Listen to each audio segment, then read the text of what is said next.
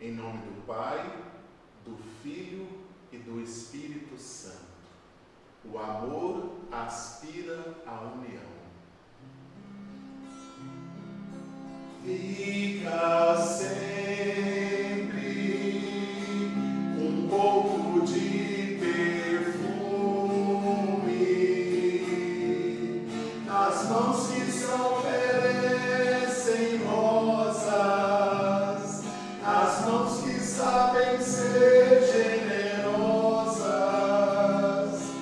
Dar um pouco que se tem ao que tem menos ainda, enriquece o doador, faz sua alma ainda mais linda. Fica sempre um pouco de perfume nas mãos que oferecem rosas, nas mãos que sabem ser generosas.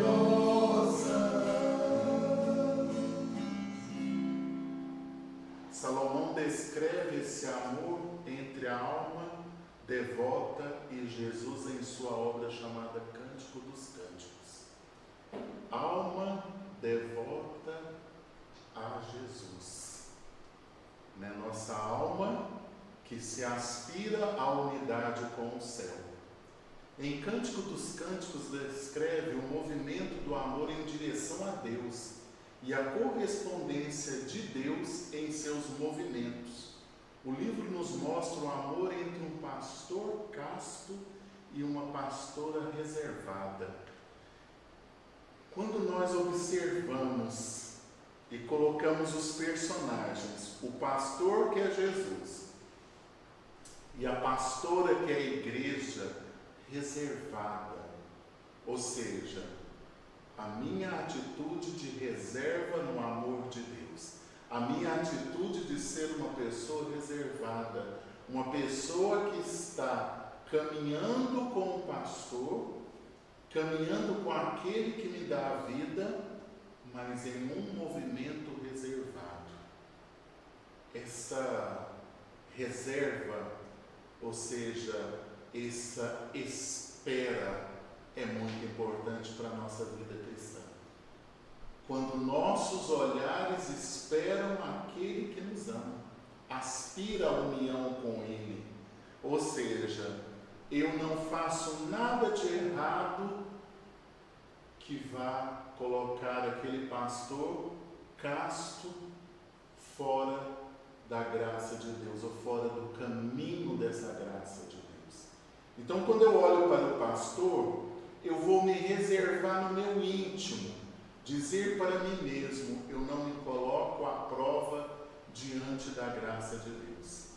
Nesse contexto de amor, é uma união casta, onde os desejos se exprimem apenas no contato de beijos, ou seja, no ósculo santo. Às vezes, na atualidade, nós percebemos que não estamos mais amando, não estamos utilizando de um amor verdadeiro, de um amor aonde essa palavra casta, ou seja, algo mais reservado, algo mais íntimo. E quando nós estamos falando do beijo, que é o primeiro contato de intimidade, aí nós vamos ver lá no contexto, beija-me com os teus lábios de amor. Mas esse beijo, esse primeiro contato, ele também é um contato reservado entre duas pessoas. Então, a união física e espiritual, carinho e conexão. Vamos pensar nessas duas palavras, carinho e conexão. Então, quando nós olhamos para o beijo, ou seja, para aquele desejo, para aquela vontade, dentro de uma ação física e depois de uma ação espiritual. Por quê? Deus que toca em mim e eu que toco isso me faz lembrar uma passagem muito interessante da palavra de Deus, quando Jesus, ele pega a saliva, molha o barro com a saliva e toca os olhos daquele cego. Intimidade. Deus se faz íntimo com cada um de nós. Deus faz-se na intimidade do nosso coração. E às vezes nas nossas relações humanas, nós estamos utilizando mais a união física do que a espiritual. Deus está no meio de nós. Isso é claro lá no livro de Cântico dos Cânticos. Isso é de uma claridade muito grande. Deus se põe a ter intimidade espiritual conosco, através da boca. Vamos pensar na Eucaristia. Vamos pensar em Jesus Eucarístico, que é colocado em nossa boca. Intimidade. Por isso a gente tem que ter carinho e conexão.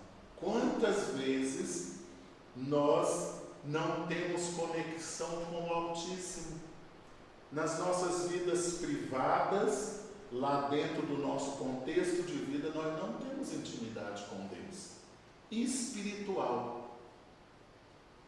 Às vezes nós vamos à missa, vamos à casa do Senhor, vamos viver o amor de Deus, mas infelizmente não temos algo que é autêntico. Fica algo superficial.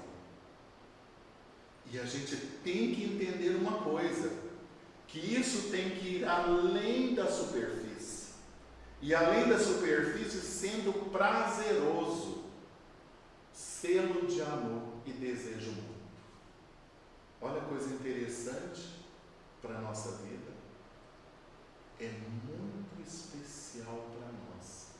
Então, quando nós vamos olhar no contexto de Jesus, que ele vai até aquele homem cego e ele coloca a saliva, ele está contando para nós que quando nós temos intimidade com o Senhor, nós temos a resposta de Deus. Às vezes você está procurando uma resposta do Senhor para a sua vida, seja íntima dele. Procure a intimidade com o Senhor. Procure aspirar essa intimidade. E tem um detalhe muito importante quando nós vamos falando de beijo, quando nós estamos falando de lábios, quando nós estamos falando de boca. Algo muito íntimo entre a conexão humana. E quando nós estamos falando de Deus que nos beija, ou Deus que nos ama, ou Deus que nos quer feliz, ou Deus que participa da intimidade. Então a gente percebe que essa conexão prazerosa, ela começa a aspirar a graça de Deus. Aspira pela qual respira. É tão interessante a gente pensar nisso. Eu aspiro e respiro a outra pessoa. Intimidade. Uma conexão única que o livro de Cântico dos Cânticos vai contar para a gente.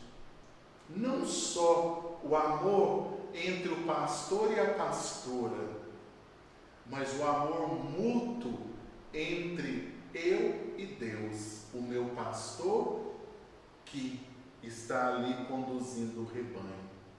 Isso também nos leva a pastagens tranquilas e águas refrescantes, quando nós entendemos que o amor cuida. Deus tem cuidado de nós o tempo todo. Mas será que nós estamos olhando para esse cuidado de Deus? Será que estamos nos conduzindo a um Deus que cuida do nosso interior? Ou dentro da gente está uma bagunça muito grande? Eu costumo dizer que nós devemos colocar as partilheiras da nossa vida no devido lugar. Nós devemos reconhecer Deus que vai nos conduzindo e colocando as coisas no lugar.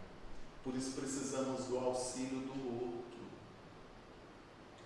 O contexto de Cântico dos Cânticos quer dizer que nós não fazemos nada sozinhos. Nós precisamos uns dos outros, mas trabalhando o amor dentro do prazer. Eu amo fazer as coisas de Deus. Eu amo viver o que Deus conduz. Eu amo olhar para Deus e ver a mensagem de Deus dentro do meu coração. Ou como está o meu coração? Às vezes nós temos dúvida do amor, porque ele não está aspirando e nem respirando, ou seja, entrando e saindo de dentro de nós. Às vezes nós não estamos colocando isso num instinto natural, numa intimidade. Tem um contexto que diz assim, que quando nós conhecemos alguém íntimo, nós sabemos olhar pelo semblante. Ou seja, nós sabemos se a pessoa está bem ou se a pessoa está com alguma dificuldade apenas olhando para o seu semblante. Nós reconhecemos profundamente o outro através desse olhar de intimidade. Mas o que é intimidade? O que é ser íntimo? O que é isso? Se não observarmos tudo que contém no outro. E para a gente ser íntimo de alguém, nós precisamos conhecer um pouco da história dessa pessoa. Por isso que sempre no contexto da minha vida eu falo muito para as pessoas: conheça Jesus. Conheça a intimidade desse pastor e saiba como ele conduz intimamente. Às vezes as pessoas falam assim: mas como que nós vamos reconhecer Jesus se nós não o vemos em forma física? Mas aí o Senhor deixou a Eucaristia. O Senhor deixou que o meu paladar, que a minha boca, ela estivesse atenta a esse amor. Já pararam para pensar que o livro dos Cânticos é uma revelação do amor de Deus para conosco, para a nossa atualidade? É o dito de Deus para cada ser humano: eu te amo através dos lábios, eu te amo através da sua boca, eu adentro os átrios do seu interior através da sua boca. E ali ele se faz presença viva no meu corpo. Por isso que é tão importante nós olharmos para a Santa Eucaristia como a graça de Deus, o olhar do Senhor. E também trazer isso para a intimidade da nossa família, a intimidade de um casal, a intimidade de um casamento entre o pastor e a pastora, ou seja, aquele que vai conduzir e aquela que vai conduzir a família. Isso é muito importante nós olharmos. E olha, para muitas pessoas, hoje que o Espírito Santo fala no meu coração, para muitas pessoas que estão no Gotas de Sabedoria, olha que Deus pode te dar a oportunidade do verdadeiro amor. A oportunidade de ver e ser reconhecida e reconhecido no verdadeiro amor. E que esses dias comece a questionar dentro de você: será que eu fui amado mesmo? Será que eu sou reconhecido dentro do amor? Será que eu também me dou como uma pessoa que ama também? Assim como essa intimidade que nós estamos falando agora. Uma das maiores riquezas é dizer que o amor não trai. o amor não trai. Ele busca respostas, e respostas infinitas. Então, quando nós olhamos para essa situação, nós vamos percebendo como será que estamos amando. Questionar a forma como nós olhamos para o amor. Lá no Concílio Vaticano II vai dizer para nós, nos documentos se fala sobre a santidade e a indissolubilidade e dignidade no matrimônio como sacramento e fundamento da sociedade. Então nós vamos perceber que, como nós ouvimos agora aqui, o pastor casto e a pastora reservada. Quando nós estamos falando de castidade, nós estamos falando de dignidade sobre o sacramento do amor. Às vezes a nossa busca é sobre sexualidade, sobre outras situações, nos leva a conduzir a gente para uma situação muito difícil. Mas quando nós observamos esses dois fundamentos aqui, santidade e algo que é indissolúvel, algo que não se quebra, algo que caminha para sempre.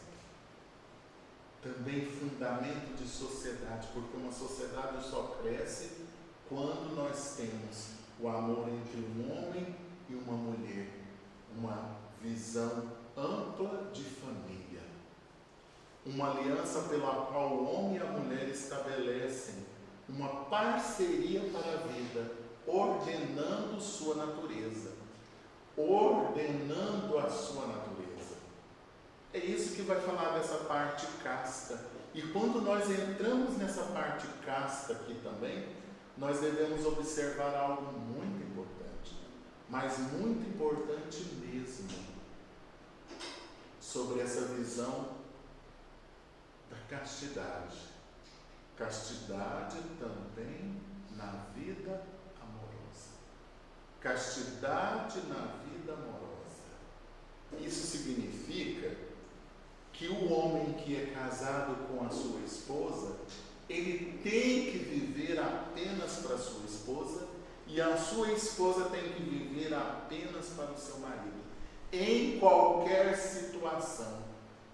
Esse é o amor do fundamento. Dentro das relações humanas, seja elas qual forem, tem que ter respeito, dignidade, amplidão da graça de Deus, estabelecer esse bem, ordenar a natureza que nos leva para fora do caminho. Então a gente vai dizer o quê? Que toda família atuando na criação dos seus filhos. Ou seja, quando você ordena a sua vida pessoal, você vai ter a garantia que a sua prole também vai ter a graça de Deus no acompanhamento dessa visão de amor. Porque nós dizemos o seguinte: família é um dom de Deus. Um dom de Deus. Mas o que dizer das coisas que não deram certo, das coisas que não correram bem, se não agora pedir o amor de Deus desse pastor, para que as coisas agora ocorrem diante da graça de Deus. Então nós nunca perdemos o vínculo nem o fio de amor. Vamos cantar esse amor e pedir a Deus a graça de Deus da reforma de vida que precisamos. Interpretar esse amor na graça de Deus. Mais que a mim mesmo, amar-te mais que tudo que há aqui, amar-te mais que aos mais queridos, amar vida só por ti.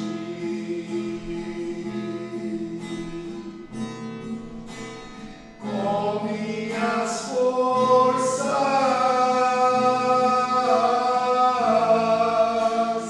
com minha alma, de todo o coração, viverei eu só pra te amar, amar-te, amar-te, amar-te e dar a vida só por ti. Não desista do amor. Deus tem a solução para cada movimento da nossa vida. Vamos amar mais a presença de Deus e vamos caminhar com a certeza de que Deus faz nova todas as coisas. Em nome do Pai, do Filho